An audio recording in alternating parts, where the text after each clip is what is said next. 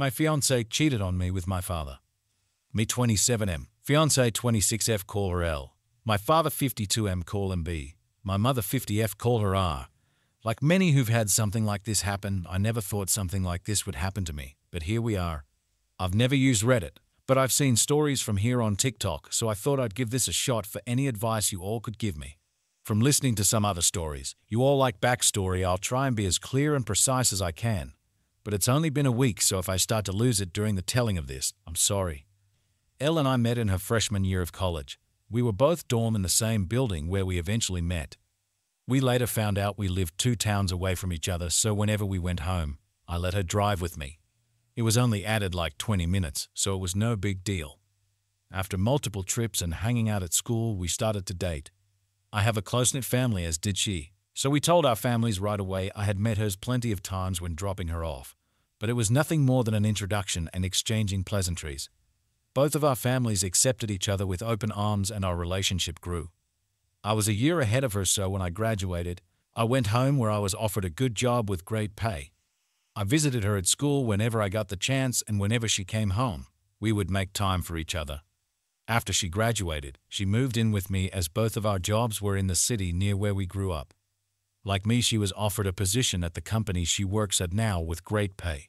After living together for about 3 years, I proposed, and we have been planning our wedding since. Now onto the part you're all reading for. Looking back, there was plenty of things I overlooked that I just wrote off, thinking my father was just trying to welcome my ex into our family.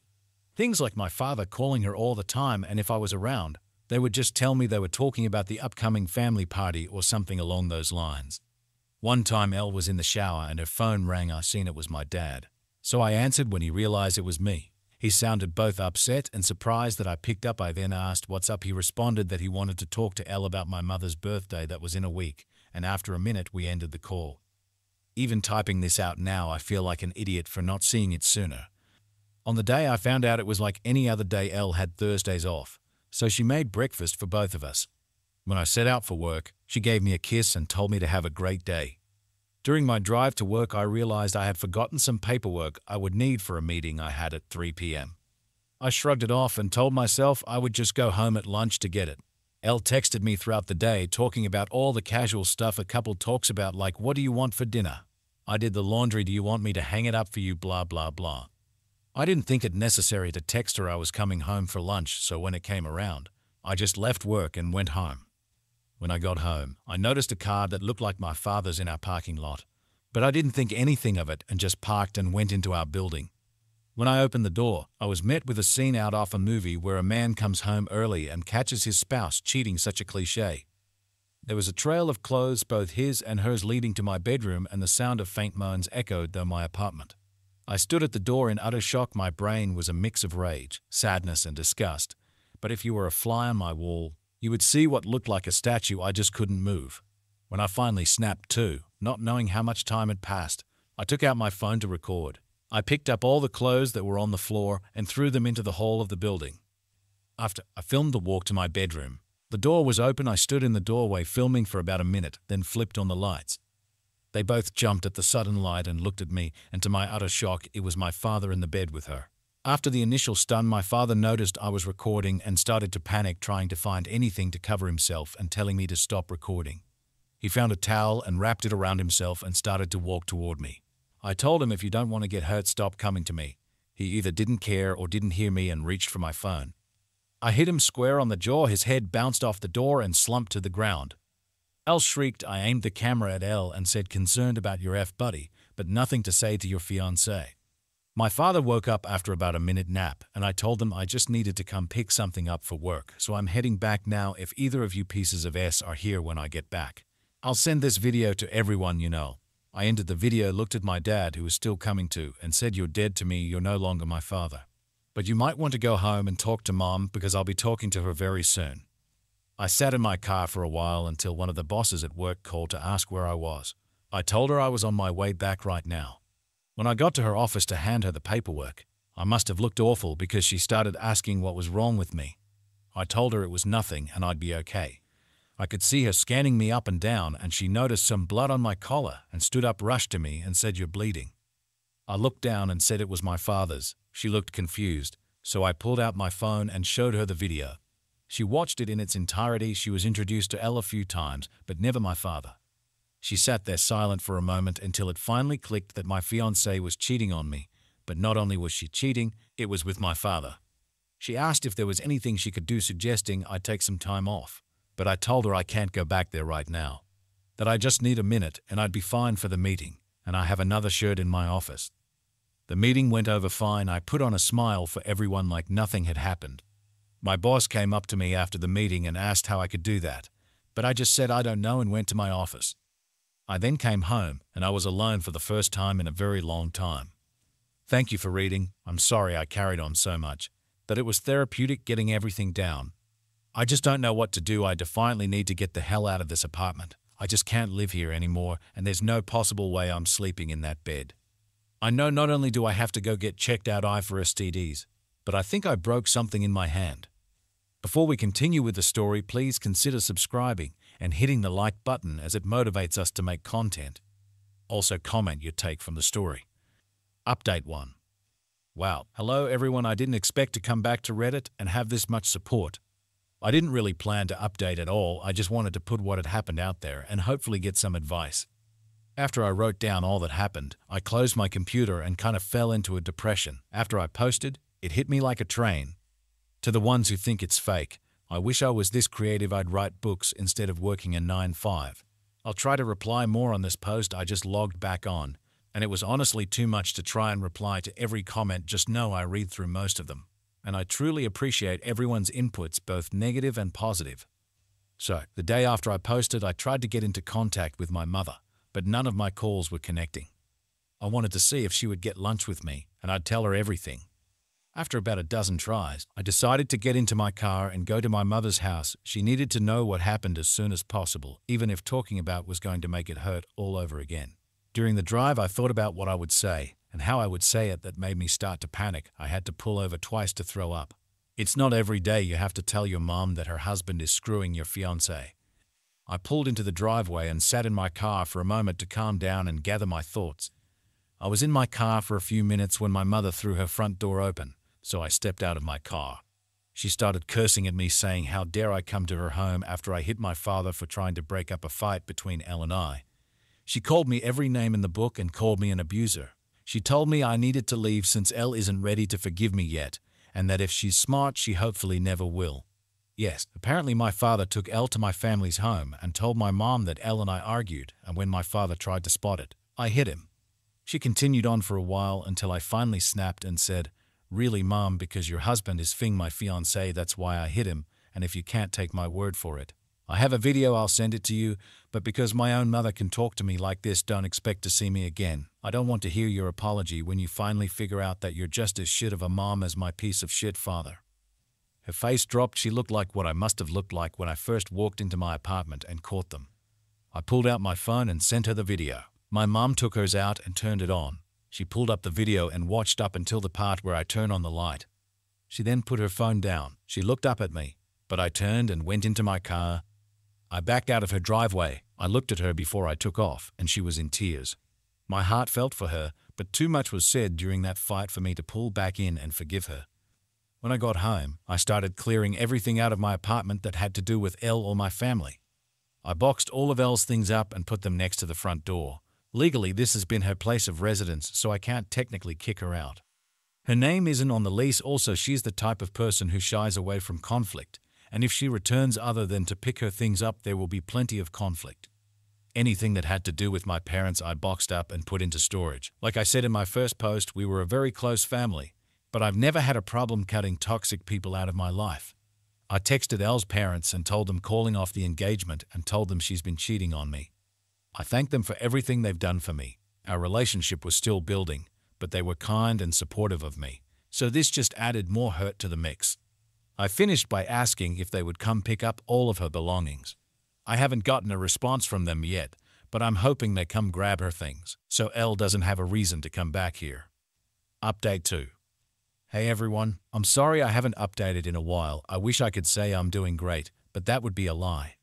Everything hits me in waves. I go from just being numb to boiling with rage. I haven't had a happy moment since I found out. Other than a few friends, I don't really have anyone especially since my family turned out to be Quite a few things happened since I posted last. It's been about a month, so this update will tell all that's been going on. After my last post, I decided to get the ball rolling on everything that needed to be done, like getting tested, finding a therapist, moving, and of course, buying a new bed. I started by calling my doctor's office, telling them I needed to get tested and to refer me to a therapist. I had my first appointment with a therapist 2 weeks ago, and we decided to continue once a week. I also got tested last week, but it'll be another week or so. So until I get the results, cross your fingers for me. I got in touch with a real estate agent friend of mine, and he sent me a ton of listings, and I decided on a refurbished cabin on the outskirts of my city. I finished moving 2 days ago. When I finished moving, I called Elle's parents. When they picked up, I told them I moved out and Elle has still yet to pick up her things, and that the landlord will start showing the apartment in a few days. So someone better pick her things up before the landlord throws it out.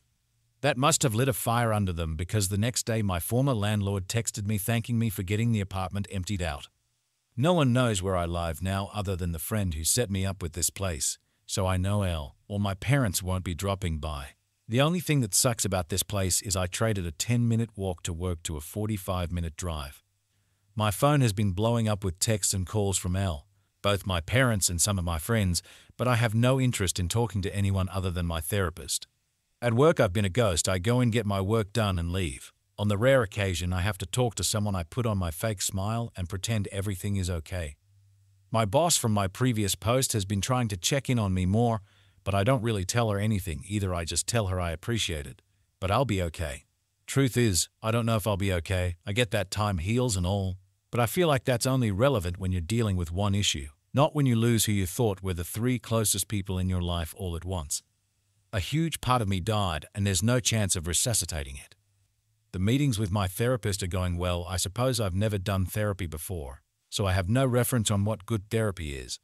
We do get along all right, and she really seems genuine and wanting to help.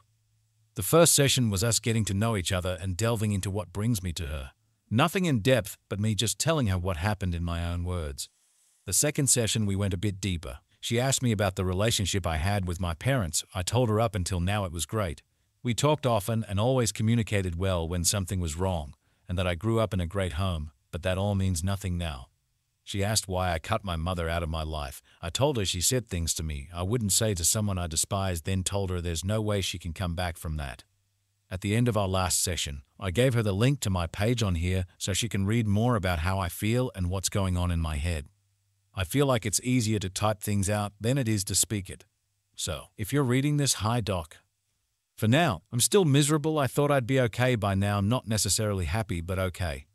I know some of it is my own fault, not communicating to my friends, but when I think about responding to them, it just seems so exhausting. I know they'll want to get together or come to my new place, but I just don't have the energy to be around them.